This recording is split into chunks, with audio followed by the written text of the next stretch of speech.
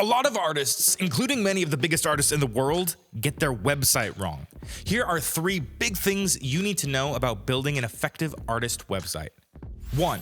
The vast majority of people going to your artist website already know who you are. Let's break this down a little bit. For starters, almost all of your organic traffic, meaning people clicking on your website without being prompted by an ad, comes from people who have already heard of you. If somebody is on your website, it's probably because they went looking for it. Or let's put it this way.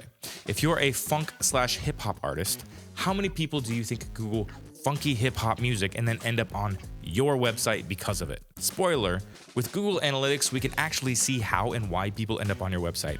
And we'll just let you know that basically 0 of your site's traffic comes from generic searches like that. Instead, people on your site have probably already discovered your song or read about you on a blog or seen a social media post from you. A lot of them likely already consider themselves fans or are at least on the path to becoming a fan. Because most people on your website know how to find your site, immediately trying to send them off your site and to someplace else, like your Instagram profile, for instance, isn't helpful. Honestly, it's kind of insulting. Like, they're on your official page and you're already trying to send them to a social media profile? So many artists make the mistake of immediately throwing out all the places you can find them on their homepage, like their social media links, their YouTube page, their merch store, etc. This is not the first thing you should show people when they land on your website. Because if they know how to find your official website, there's a really good chance they also know how to find you on YouTube.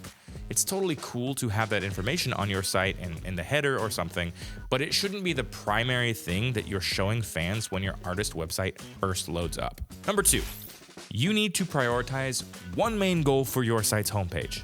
If we think about interactions from our fans, getting them on your artist website is a considerably more valuable action than something like getting a social media like. So when you've got somebody on your site, don't scare them off with a billion different pieces of information and calls to action. Instead, your primary focus should be on getting them to do one big thing that you think will strengthen your relationship.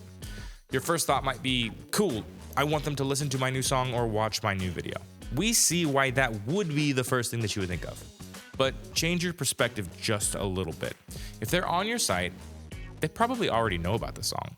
If they don't know about the song and they just happened to end up on your site when you were promoting it, ask yourself this: how repeatable is this promotion method?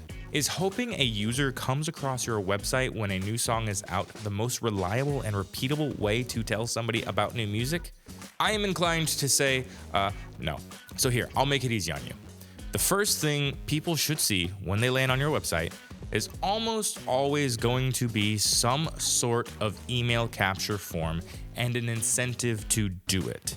You want to get them further down your funnel, and getting an organic email sign up is a natural next step after somebody ended up on your website. Plus, email lists are much more reliable ways to communicate with people, so you can be much more confident that they know about your new song than if you just posted about it on social media and hoped they saw it. 3.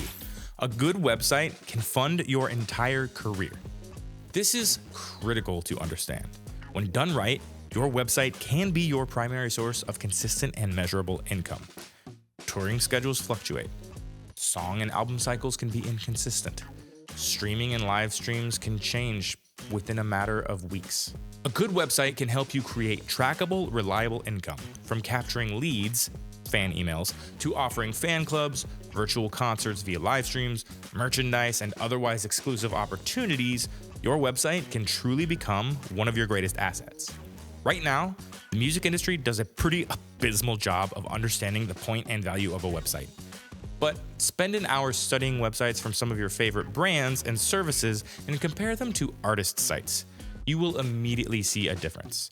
Look into what makes a good product site enjoyable to browse. Research how they talk to their customers, how being sold something doesn't feel gross.